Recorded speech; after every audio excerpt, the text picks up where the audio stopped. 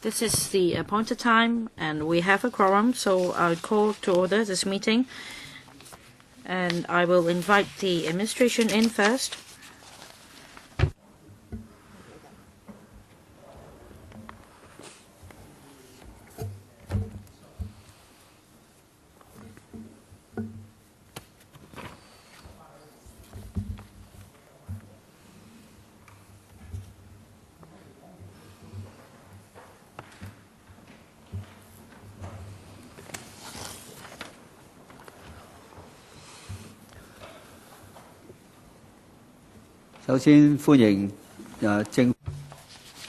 So may I welcome officials from the administration. I won't go through them one by one. We are at the 8th meeting of the Bills Committee on Trust Law Amendment Bill 2013, and on the 13th of June, at that meeting, several matters arose, and there are matters arising from that meeting. And that's CB bracket 1313/1213 bracket 01 and 02. I believe members have received the relevant papers, and I will ask the administration to take us through the relevant papers before I let members respond. Mr. Ho. Thank you, Chairman. Several questions were put to us, and we have provided the reply in our paper. Now, a point of information about the states in the United States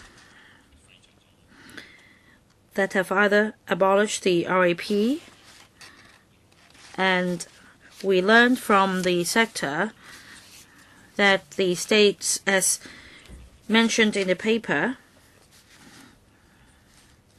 allow the abolition of RAP and include other states like Washington. And the second question about Section 4 of the TO, Trustee Ordinance on investments. Mr. Kwok raised this point last time. And if we look at Section 4, when a trustee makes any investment that's not specified in Schedule 2 or provided in the trust deed, there are still specified investment that the trustee can make. And at present, it must be authorized by the court on summary application. And the statutory procedure stipulated in the provision provides the quickest speedy procedure for trustees to seek authorization. So we consider there is no need to amend the provision. About the spelling of authorize, whether it should spell with a Z or an S, our drafting counsel advised that it is an established practice in law drafting Hong Kong to adopt the IZE spelling, and the English text of certain ordinances in Hong Kong do use IZE instead of ISE. So we will stick with the established practice. As for investment in bearer securities, last time Mr. Paul Chair asked whether the words "however expressed" should be moved forward. And we looked at the provision. The section is modeled on the Trustee Act in the United Kingdom, and moving "however expressed" forward will not make any material difference. So we are of the view that it's not necessary to amend the provision. We can follow the wording of the Trustee Act in UK. For the new section 41Y, some members suggested last time that the anti-forcership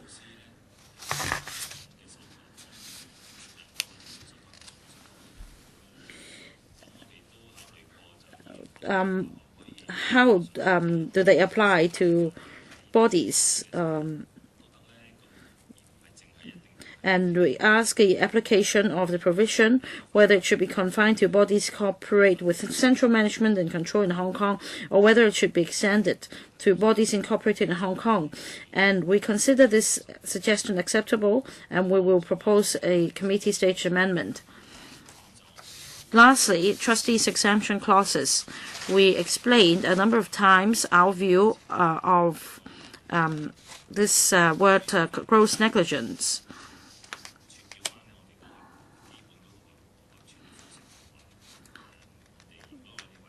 So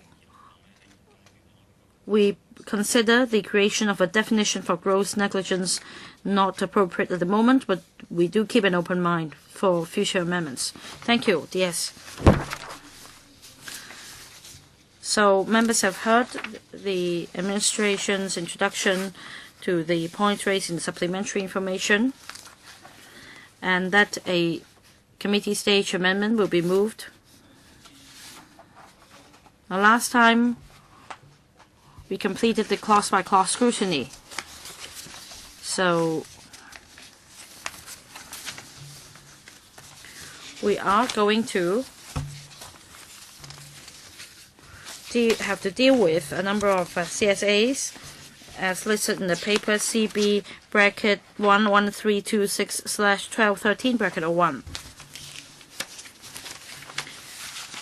The paper has been forwarded to members, so I will see if the administration would like to elaborate on any of the amendments, and I will then invite members to respond to the amendments. Yes. Now, we're going to propose several amendments, and like I said just now, we have accepted the suggestion from members and moved the amendment accordingly. And at the beginning of the clause-by-clause scrutiny, in terms of the commencement date of the ordinance, I said that subject to our progress, we might suggest another commencement date. Now, since the clause-by-clause scrutiny has been completed, and with members' support, we'd like to complete the scrutiny of the bill and put it to a vote within this legislative year. So we have moved an amendment to stipulate the commencement date of the amending ordinance as the 1st of December this year. And about exemption clauses in the bill, they will come into operation automatically only a year after the ordinance comes into operation on the 1st of December. And I'll defer to Mr. Yu to explain about other amendments. Well, there are other amendments, including one made to Clause 27. We're going to amend 41M, 41N, and 41Y. 41M and 41N have to do with amendments in the Chinese text. For 41M, in the English version, in relation to a trustee conducting a review on the agent, and when considering whether it's appropriate to exercise any power of invention, that's under subclause or subsection B. We have amended the Chinese text to keep the meaning in line with the English text, and the same applies to 41N1B. As for 41Y, we have, in response to members' suggestion, added under 41 1Y, 1B, 2, and 3. That is a corporate incorporated or established in Hong Kong. The other amendment is one made to clause 36, that is to amend section 77 to F.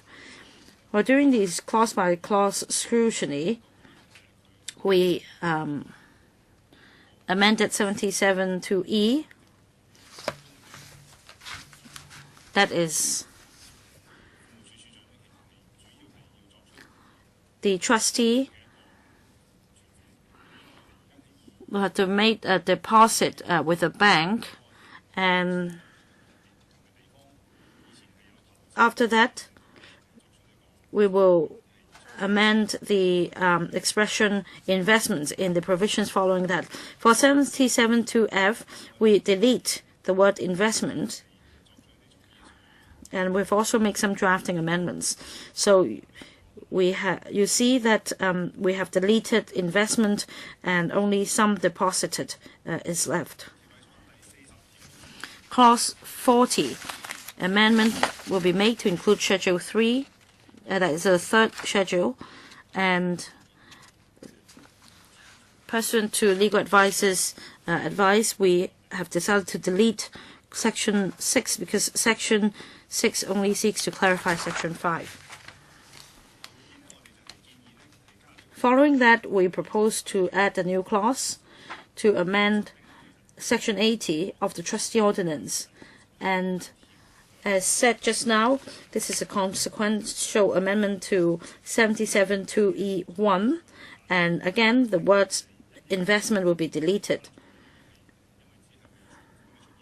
And after doing so, only the sum of money deposited will be left. So for subsection 2, we will also amend the wording to change it to sum of money deposited.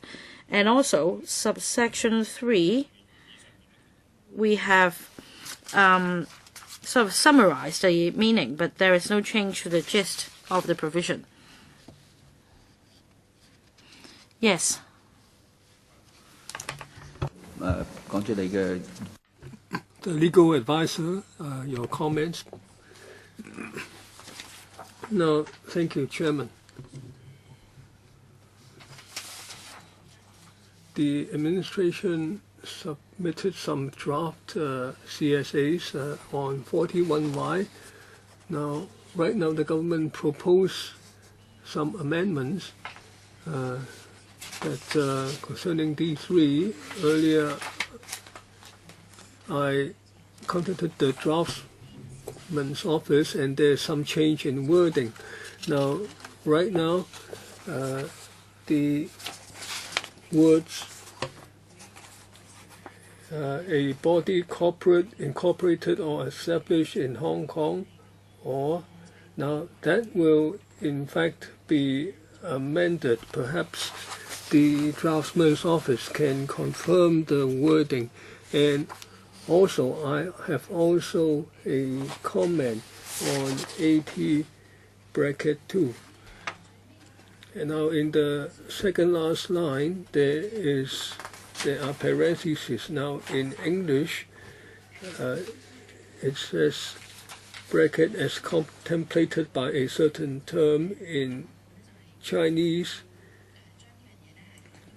this is translated as that is a certain clause as anticipated.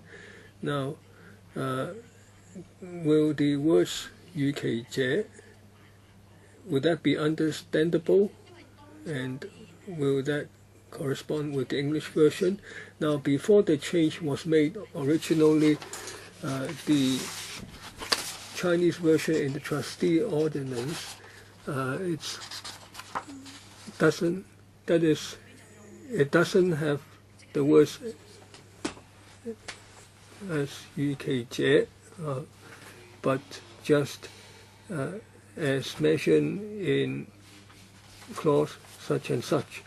Now, do you have any response, the administration? Concerning 41Y, we confirm that we already reached agreement with the legal advisor, although we think that the present version conveys the original meaning and doesn't conflict with the English version. However, we accepted the advisor's comment. Now on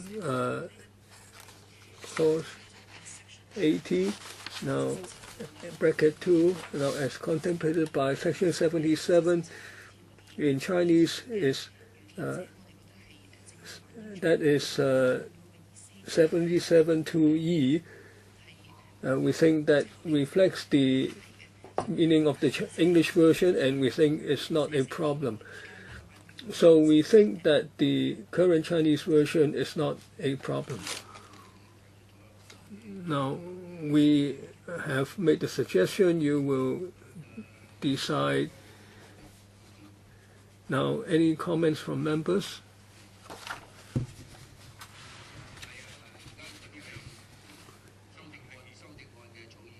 These are draft committee stage amendments for our final look. Now, Mr. Kwok, concerning exemption, I supported Mr. Kwok. However, I think I should mention my view for the record. So the government will not make any change. Now, Mr. Kwok's version is the same as in the Mandatory Provident Fund Ordinance. Now, concerning perpetuity, now I don't feel quite good that why Hong Kong should be the first. Now, the 125 years, that's a simple amendment following UK.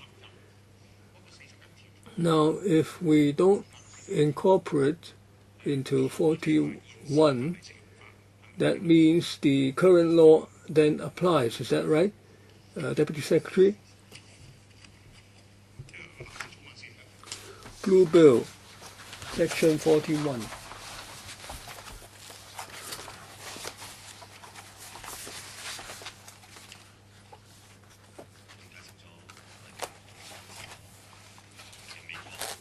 Now, as explained in the document today, many U.S. states and the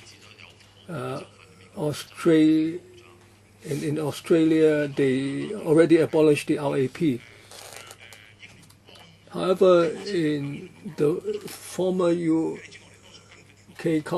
British Commonwealth, many of them still have it. I think they have it in Canada and the UK, right? Now, we understand the issue. However, we replied clearly that in the UK, the Law Reform Commission mentioned that they preserve RAP. However, Hong Kong is not in a freehold situation, so we don't have that consideration. Now, as for Mr. Ho's question,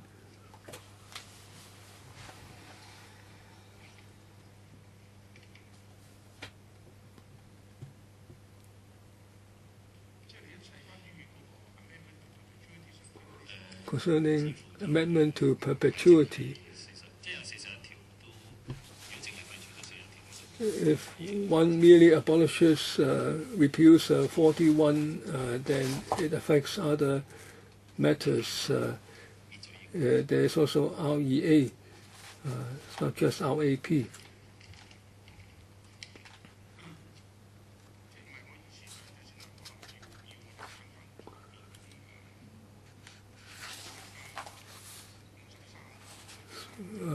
Let me have a look. 3A 53.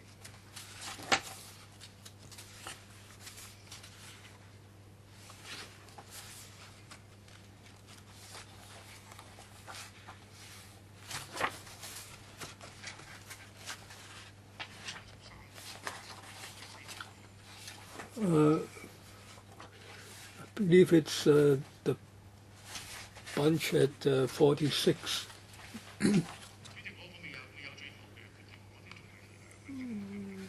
Chairman, I haven't made a final decision. I'm still asking other people, but if I'm going to do it, it might be quite simple. I might follow the version in some countries, but I haven't made a final decision yet. Now, you already have a date, right? 17th of July. That will be the last meeting.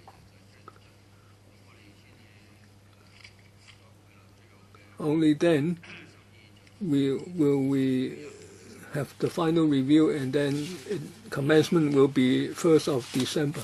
Okay, I will think through that. If I do go ahead, I will talk to the legal advisor and so on. If you do go ahead, please raise it earlier. Now, at this point, we have reviewed the CSA draft. If there are no particular matters, then I shall go over the timetable with you. That is, if the government proposes to resume second reading debate, that's 17th of July, and the date for handling, 2nd of July, the officials will write to the House Committee on resumption of second reading debate, and then 5th of July, the Bills Committee will report in the House Committee, and 8th of July, the members of the administration will serve notice on the CSAs, and then 8th of July, the officials will make the second reading debate notice. That will be the time, the last date for that. So if there are changes, then they can talk to us. If not, we can follow this timetable. So if there are no further proposals, we thank the members for putting forward many comments. Now, this piece of legislation has finally been taken forward and improved after 80 years. This will help the trade. So on behalf of the committee, I thank all the members and your efforts, and we wish that the bill can be passed smoothly. And on behalf of the administration, I thank the members present and those Bills Committee members who are not here today for your careful efforts, and which are very instructive. So I declare that the Bills Committee has completed its work. Thank you for your support. End of meeting.